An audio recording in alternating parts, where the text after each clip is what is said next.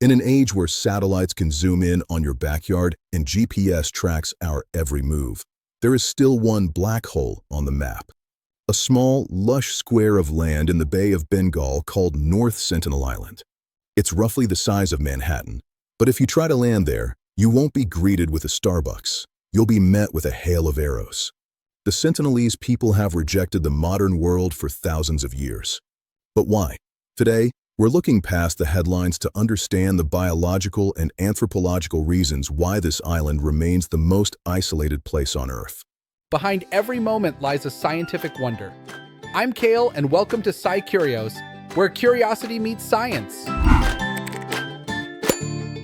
The Sentinelese aren't just recluses. They are a biological marvel. Genetic evidence suggests they're descendants of the first waves of humans who migrated out of Africa, settling in the Andaman Islands up to 55,000 years ago. While the rest of us were inventing the wheel, the steam engine, and TikTok, the Sentinelese remain perfectly adapted to their rainforest environment. They are hunter-gatherers, living off the sea and the forest. But here's the scientific kicker. Because they've been isolated for so long, their immune systems are a literal blank slate. Why does the Indian government strictly forbid anyone from going within 5 nautical miles of the island? It's not just to protect you from arrows, it's to protect them from a sneeze. Because the Sentinelese have had zero contact with the outside world, they haven't developed resistance to common pathogens. A simple flu virus, a cold, or the measles, things we brush off with a day in bed, could wipe out the entire tribe in weeks. This is the same tragic phenomenon that devastated indigenous populations during the colonization of the Americas. Isolation isn't just a choice, it's a biological shield. In 2004, a massive Indian Ocean tsunami killed over 230,000 people.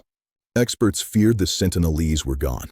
When a Coast Guard helicopter flew over to check for survivors, a lone tribesman ran onto the beach and aimed an arrow at the pilot.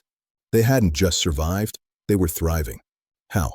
Anthropologists believe their ancient oral traditions and deep understanding of animal behavior warned them to head for high ground long before the water hit. They don't need our technology to survive. They have a specialized knowledge of their ecosystem that we've long since forgotten. The debate often rages. Should we civilize them or leave them be? History gives us a grim answer.